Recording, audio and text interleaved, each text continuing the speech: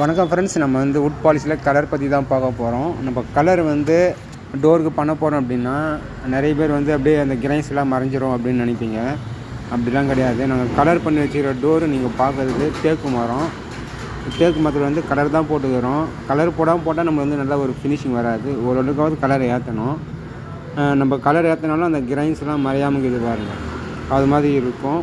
சிலர் என்ன நினைக்கிறாங்க அப்படின்னா, நம்ம கலர் அடித்தாக்கா கிரைன்ஸ்லாம் மறைஞ்சிரும், அதனால் நேச்சுரலாக போடுங்க அப்படின்னு கேட்பீங்க. நேச்சுரலாக போட்டாக்கா உங்களுக்கு வந்து ஒரு ஃபினிஷிங் வந்து கொஞ்சம் கம்மியாக தெரிகிற மாதிரி இருக்கும். அது மாதிரி ஒரே மாதிரி ஈவனாக கொண்டு வர முடியாது கலர் போடாமல். நம்ம கலர் போட்டால் மட்டும்தான் உங்களுக்கு வந்து ஒரே யூனிஃபார்மாக வாசக்கால் டோரு எல்லாம் ஒரே யூனிஃபார்மாக வரும். சிலர் வந்து கலர் போடாத அப்படின்னு கேட்பீங்க. அப்படி கலர் போடாமல் போட்டிங்கன்னா எல்லாம் தனித்தனியாக தெரியும். இப்போ பாருங்கள், இதில் வந்து வெள்ளடி தனியாக தெரியுது, அது மாதிரி கிரைன்ஸ் இருக்கிற முத்தின மரம் தனியாக தெரியுது. அது மாதிரி தனித்தனியாக தெரியும் கலர் போடாமல் அப்ளை பண்ணாக்கா.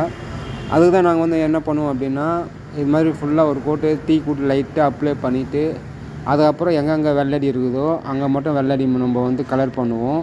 ஓரளவுக்கு நம்ம வந்து கலர் ஏற்றினா மட்டும்தான் உங்களுக்கு வந்து ஒரு யூனிஃபார்மாக இருக்கும். கலரே வந்து போடாமல் உங்களுக்கு ஒரு யூனிஃபார்மாக வராது.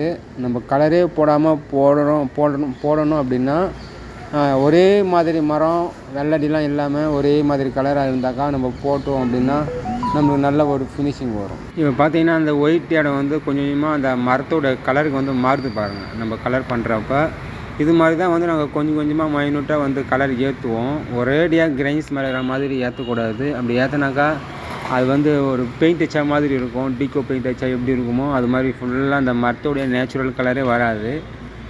இப்போ பாருங்கள், ஃபுல்லாக ஒரே யூனிஃபார்ம். அந்த சட்டத்தில் பாருங்கள், அந்த வெள்ளடி மறைஞ்சிருச்சு. அது மாதிரி தான் வந்து கலர் அப்ளை பண்ணணும். ஒரு சிலர் என்ன பண்ணுவீங்க அப்படின்னா டர்பனில் போடுவீங்க, அப்படியும் பண்ணலாம், பில்லர் போடலாம்.